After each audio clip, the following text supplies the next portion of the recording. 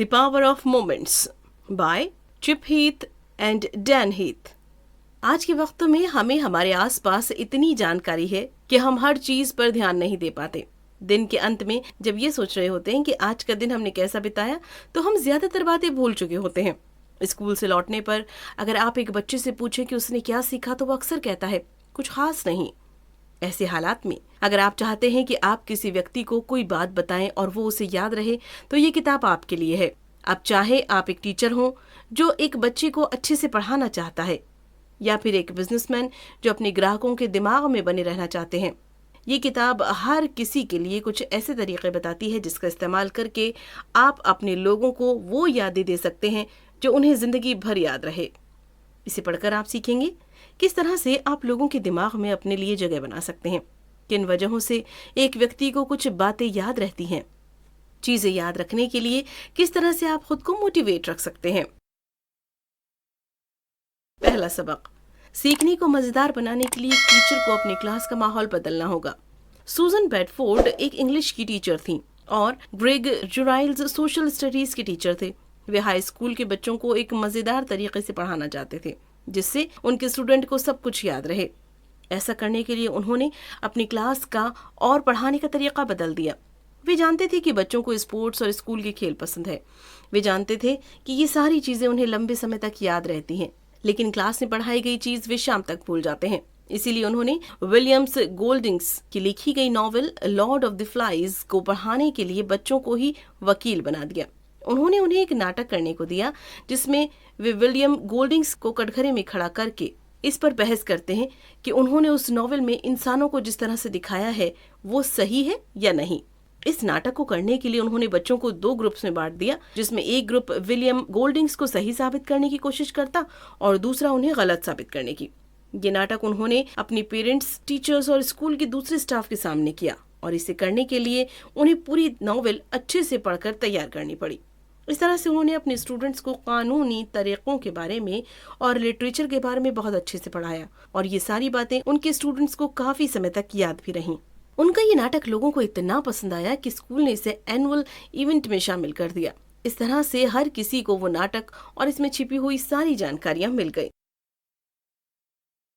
दूसरा सबक, अपने बिजनेस में कुछ अलग काम करके आप लोगों के दिमाग में हमेशा के लिए बस सकते हैं। हर बिजनेस का अपना एक छोटा स्क्रिप्ट होता है। अगर आप इस स्क्रिप्ट को कुछ इस तरह का बना दें कि आपके ग्राहक इससे चौंक जाएं, तो आप उन्हें हमेशा के लिए याद रह सकते हैं। एग्जाम्पल के लिए, एक रेस्टोरेंट में एक ग्राहक को उसका खाना ठंडा मिले, तो यहाँ पर हर किसी की स्क्रिप्ट होती है ग्राहक से माफी मांगना, उससे वादा करना कि ऐसा फिर कभी नहीं होगा, और ग्राहक बदले में वेटर को टिप नहीं देता था। लेकिन अगर यहाँ पर स्क्रिप्ट को बदल दिया जाए, अगर खाना ठंडा मिलने पर रेस्टोरेंट न सिर्फ माफी मांगे बल्कि ग्राहक को गर्म खाना फ्री मिला कर दे, तो ग्राहक इससे खुश हो सकता है और साथ ही उसके वापस आने की संभावना भी बढ़ जाएगी। इस तरीके का इस्तेमाल हर बिजनेस में किया जा सकता है। एग्जाम्पल के लिए, एक बार एक परिवार रिट्ज कार्लटन होटल में रुका था, लेकिन जाते वक्त उनके बच्चे का एक छोटा सा जिराफ का खिलौना पीछे छूट गया। परिवार ने होटल को फोन लगाया और कहा कि उस जिराफ को उनके घर तक ले आए और हो सके तो उनकी संतुष्टि के लिए उसकी एक फोटो अभी भेज दें। इसके बाद कार्लटन होटल वालों ने जिराफ की बहुत सी मजेदार फोटो भेजी, जहां पर वो जिराफ स्विमिंग पूल के बगल में बैठा था, फिर वो एक स्पा ट्रीटमेंट करवा रहा था और फिर वो एक तोते के साथ बैठा हुआ था। इस तरह से उस होटल ने अपने ग्राहक को इतने अलग तरीके से खुश किया कि उसके ग्राहक वापस लौटकर उनके पास आने लगे। तो इस तरह से आप भी अपने बिजनेस में अपने ग्राहकों के लिए कुछ ऐसा कर सकते हैं जिससे आप उन्हें हमेशा के लिए याद रह जाएं।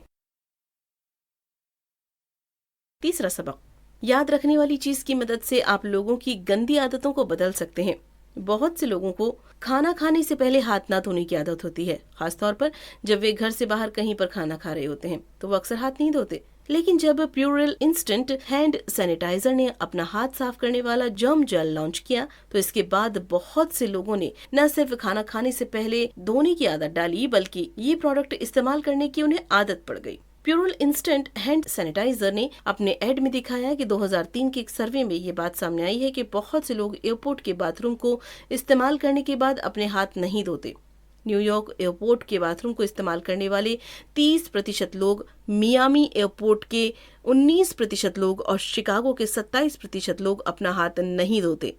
एक फोन सर्वे में ये बात सामने आई कि सिर्फ 58% लोगों ने कहा कि छींकने या खांसने के बाद वे अपना हाथ धोते हैं और सिर्फ 77% लोगों ने कहा कि वे डायपर बदलने के बाद अपना हाथ धोते हैं। 1972 की एक स्टडी में पाया गया कि 13% सिक्कों में से और 42% नोट में बाथरूम के बैक्टीरिया और स्टेफिलोकोकस नाम के बैक्टीरिया पाए जाते हैं। इस एड को देखने के बाद बहुत से लोगों को लगा कि वे कितनी गंदगी के साथ रह रहे हैं। इसके बाद उनमें से बहुत से लोगों ने न सिर्फ समय समय पर हाथ धोने की आदत डाली, बल्कि वे प्यूरल इंस्टेंट हैंड सैनिटाइजर को अपने साथ लेकर घूमने लगे। इस तरह से उन्होंने लोगों के दिमाग में एक याद रहने वाली बात डाली, जिससे लोगों के बर्ताव बदल गए। चौथा सबक, जरूरी नहीं है कि अपने सपनों के पीछे भागने से आपको कामयाबी मिले, लेकिन इससे आपको कुछ यादगार लम्हे जरूर मिल जाएंगे। जिंदगी में किसी भी चीज की गारंटी नहीं होती, इसीलिए ये जरूरी नहीं है कि आप जो काम करना चाहते हैं उसमें आपको कामयाबी ही मिले। लेकिन अगर कामयाबी नहीं भी मिलती है तो भी आपको जिंदगी भर के लिए एक अनुभव मिल जाएगा। एग्जाम्पल के लिए ली चैडविल को ले लीजिए, जो कि खुद की एक बेकरी खोलना चाहती थी। वे एक जानवरों के डॉक्टर की असिस्टेंट थी और कुछ हफ्तों से पोर्टलैंड ओरेगन की एक बेकरी पर बेकिंग कर रही थी। उन्हें ये काम बहुत अच्छा लगा और उन्होंने सोचा कि खुद की बेकरी खोलेंगी। इसके बाद उन्होंने अपनी बेकरी खोली, जिसका नाम था अ पाउंड ऑफ बटर। यहाँ पर लोगों के जन्मदिन के लिए केक बनाया करती थी। शुरुआत बहुत अच्छी हुई, लेकिन उसके बाद 18 महीनों के लिए उनके लिए बहुत मुश्किल हुई। उन्हें पता लगा एक जगह का मालिक होने में क्या खराब बातें होती हैं। इसके बाद उन्हें ये एहसास हुआ कि उसकी पर्सनालिटी के हिसाब से वो एक बहुत अच्छी कर्मचारी बन सकती है, लेकिन एक बॉस नहीं। इसीलिए उन्होंने उस बेकरी को बंद कर दिया। लेकिन उन्होंने इससे बहुत कुछ सीखा और उन्हें इससे पता लगा कि असल में वे कौन हैं और उनकी पर्सनालिटी के हिसाब से उन्हें किस तरह का काम सूट करेगा। इस तरह से अपने सपनों को पूरा करने की कोशिश में जिंदगी भर की एक याद और सीख मिल गई। पांचवा सबक, लोगों की तारीफ करके आप उन्हें कुछ अच्छे यादगार पल दे सकते हैं। जब कोई हमारे काम के लिए हमारी तारीफ करता है तो हमें बहुत अच्छा लगता है। जब हमारे काम के लिए हमें इनाम दिया जाता है या उसके लिए सबके सामने हमारी तारीफ की जाती है तो वो हमें जिंदगी भर याद रहता है। स्कूल में अगर कभी आपको इनाम मिला हो तो वो आपको जरूर याद रहेगा। 1983 में कीरा स्लूप नाम की एक 13 साल की लड़की थी, जिसे गाना गाने का बहुत शौक था, लेकिन उसका हेयर स्टाइल बहुत खराब था। उसके दांत भी सही आकार के नहीं थे और वो बदसूरत सी दिखती थी, जिसकी वजह से दूसरे बच्चे उसे चिढ़ाते थे। एक बार उसकी नई म्यूजिक टीचर ने जब उसे गाना गाते सुना तो उसने कहा कि उसकी आवाज बहुत भद्दी है। इससे कीरा को बहुत धक्का लगा और उसने गाना गाना छोड़ दिया। इसके बाद से वो गाने के नाम पर सबके बीच में खड़ी होकर सिर्फ अपने होंठ हिलाती थी। इसके बाद में कीरा को समर कैंप में एक दूसरे म्यूजिक टीचर ने जब देखा कि कीरा गाने के नाम पर सिर्फ होंठ हिला रही है तो उसने कीरा को सबके सामने बुलाया और गाने के लिए मनाया। इसके बाद जब कीरा ने गाया तो उसकी टीचर ने कहा कि उसकी आवाज तो बहुत अच्छी है। फिर वे दोनों साथ मिलकर बहुत समय तक प्रैक्टिस की। उस टीचर ने कीरा को ये एहसास दिलाया कि उसके पास एक सच्चा हुनर है। इससे कीरा का आत्मविश्वास बढ़ा और प्रैक्टिस करने से वे बहुत अच्छा गाने लगी। बाद में वो कार्नेजी हॉल में गाने के लिए गई, जहां पर उसका गाना सभी को पसंद आया।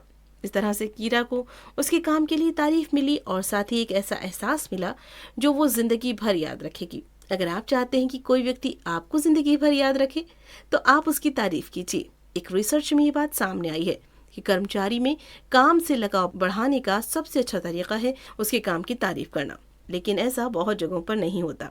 अगर आप एक कर्मचारी भी हैं तो भी आप अपने साथ काम करने वालों की तारीफ करके उन्हें मोटिवेट कर सकते हैं। छठा सबक, यादगार अनुभव आपकी जिंदगी में आपको मोटिवेट करने का काम कर सकते हैं। बहुत बार ऐसा होता है कि हम में से कोई कहता है कि हम अपनी जिंदगी में कुछ नहीं कर पाएंगे। ये बात हम बहुत लंबे समय तक याद रखते हैं और ये लाइन मुश्किल वक्त में हमें प्रेरणा देने का काम करती है। इस तरह से कुछ खास तरह की यादें या बातें मुश्किल वक्त में हमें हौसला देती हैं। एग्जाम्पल के लिए जोश क्लार्क को ले लीजिए, जिनका 25 साल की उम्र में ब्रेकअप हो गया था। इसके गम से उभरने के लिए उन्होंने रोज सुबह जॉगिंग करने की आदत डाल ली। इससे उनका दर्द काफी हद तक कम हुआ और साथ ही वे दूसरे लोगों को भी जॉगिंग करने के लिए मोटिवेट करने लगे। उन्होंने लोगों को मोटिवेट करने के लिए एक प्लान बनाया, जिसमें वो लोगों को 5 किलोमीटर तक दौड़ने का चैलेंज दिया करते थे। वे शुरुआत करते थे लोगों को 5 किलोमीटर तक चलने से। इसके बाद वे धीरे धीरे उन्हें दौड़ने की सलाह देते थे। इसके बाद वे लोगों को 5 किलोमीटर की एक रेस में भाग लेने को कहते थे, जिसमें जीतने पर उन्हें पार्टीज दी जाती थी। इस तरह से उन्होंने एक दर्द भरी याद से प्रेरणा ली और न सिर्फ खुद एक अच्छी आदत डाली बल्कि अपने साथ साथ बहुत से दूसरे लोगों की जिंदगी बदली। ठीक इसी तरह से अगर आपको भी कुछ सीखना है तो आप थोड़ी सी शुरुआत कीजिए, इसके बाद धीरे धीरे आगे बढ़कर अपनी मंजिल को हासिल करने की कोशिश कीजिए। 7वां सबक, अच्छे लम्हों का इस्तेमाल करके आप अपने कर्मचारियों से बेहतर तरीके से काम करवा सकते हैं। एक बिजनेस ये कभी नहीं चाहेगा कि उसके ग्राहकों को उसके साथ काम करने पर एक बुरा अनुभव मिले। इसीलिए ये बहुत जरूरी है कि आप अपने कर्मचारियों को बेहतर तरीके से काम करने के लिए प्रेरित करते रहें ताकि वे आपके ग्राहकों को खुश कर सकें। 1998 में सोनिया हॉड्स एक अस्पताल में अपने पिता को देखने के लिए गईं, जहां पर उनके गैस्ट्रिक अल्सर का इलाज चल रहा था। वहां पर उन्होंने देखा कि उनके पिता पर अस्पताल के कर्मचारी ध्यान ही नहीं दे रहे हैं। इससे भी ज्यादा तकलीफ उन्हें ये जानकर हुई कि वो जिस कंपनी के लिए काम करती है वही कंपनी इस अस्पताल का मैनेजमेंट संभालने का काम कर रही है। उन्होंने फैसला किया कि वे इस हालात को बदल कर रहेंगी। सोनिया ने उस हफ्ते के अंत में अस्पताल में एक इवेंट रखा जहां पर हर एक कर्मचारी को एक मरीज पर अच्छे से ध्यान देना था। सोनिया ने सबके सामने दुनिया की सबसे अच्छी अस्पताल सेवा बनाने का सपना रखा। यहाँ उन्होंने किसी को डांटा नहीं बल्कि सबको ये एहसास दिलाया कि उनके इस मिशन का क्या काम है। सोनिया ने सबको समझाया कि किस तरह से वे अपने सपने को हकीकत में बदलने के लिए अपना योगदान दे सकते हैं। इसके बाद हर कोई अपनी जिम्मेदारी समझने लगा। अस्पताल का स्टाफ अब मरीजों को नियम से चेक कर रहा था और उन्हें कुछ छोटे छोटे गिफ्ट समय समय पर दे रहा था, जैसे फूल या केक। 8वां सबक, अगर अच्छे लम्हों का इस्तेमाल सही से किया जाए तो इसमें पूरा स्कूल सिस्टम बदला जा सकता है। 2010 में स्टैंटन एलिमेंट्री स्कूल को वॉशिंगटन डीसी का सबसे बेकार स्कूल रेट किया गया। कार्ली फिशरो को वहां का नया प्रिंसिपल चुना गया और वो वहां पर एक बदलाव लाना चाहती थी। उन्होंने नए टीचरों को काम पर रखा और क्लास की मरम्मत और सफाई कराई, लेकिन जल्दी ही उन्हें एहसास हुआ कि इससे कुछ खास बदलाव नहीं होगा। स्कूल की शुरुआत नए टीचर और नए क्लासरूम से हुई थी, लेकिन फिर भी बच्चे क्लास में पढ़ने के लिए नहीं आ रहे थे। लगभग 28% बच्चे क्लास में बोर होने के बाद क्लास छोड़कर चले जाते थे। स्कूल के स्टाफ को इसके पीछे की वजह समझ में नहीं आ रही थी। अंत में फिशरो को लगा उन्हें अब बच्चों के माता पिता से मिलना चाहिए। उन्हें लगा कि इस तरह से बच्चों को अच्छे से समझा पाएंगी और स्कूल में एक अच्छा माहौल बना पाएंगी, जिससे बच्चों का इसमें मन लगेगा। सालों से माता पिता को लगता था कि स्कूल के टीचर बच्चों को कितने अच्छे से पढ़ा नहीं पा रहे हैं और स्कूल के टीचर्स को लगता था कि माता पिता अपने बच्चों को अच्छे से बातें नहीं सिखा रहे हैं। इसीलिए जब फिशरो पहली बार अपने स्कूल के सारे टीचर्स को लेकर बच्चों के माता पिता से मिलने के लिए गई तो वो स्कूल और बच्चों के घर के बीच में एक बेहतर संबंध बना सकी। वहां पर उन्होंने बच्चों के माता पिता से पूछा कि वे अपने बच्चों के लिए किस तरह का भविष्य चाहते हैं। बाद में उन्हें पता लगा कि बच्चों के माता पिता यही चाहते हैं कि स्कूल उनके साथ जुड़ने की कोशिश करे। इससे उनके बर्ताव में बदलाव आया, जिससे बच्चों की हरकतें भी सुधरी और वे क्लास करने लगे। तो इस तरह से आप लोगों को एक बेहतर अनुभव देकर उनके बर्ताव में बदलाव ला सकते हैं। अगर आप अपने बच्चों को बदलना चाहते हैं तो उनमें नैतिकता पैदा करने की कोशिश कीजिए। कुल मिलाकर हमारी जिंदगी में अक्सर कुछ ऐसे पल होते हैं जो हमें काफी लंबे समय तक याद रहते हैं और उनका असर हम पर बहुत गहराई से होता है। इन ताकतवर लम्हों की मदद से हम बच्चों को बेहतर तरीके से पढ़ा सकते हैं, ग्राहकों को खुश कर सकते हैं, खुद में अच्छी आदतें पैदा कर सकते हैं और साथ ही अपने साथियों को एक ऐसा एहसास दिला सकते हैं जिसे वे सारी उम्र याद रखें। क्या करें? अपने निजी रिश्तों में एक यादगार पल बनाइए। ये करना उतना मुश्किल नहीं होता जितना आप सोच रहे हैं। आप अपने पार्टनर से अपना प्यार जताने के लिए कार्ड लिख सकते हैं और उन्हें बता सकते हैं कि आप उनकी कितनी इज्जत करते हैं। ये छोटे पल ही अक्सर वो यादें बनाते हैं जो हमें सारी उम्र याद रहते हैं।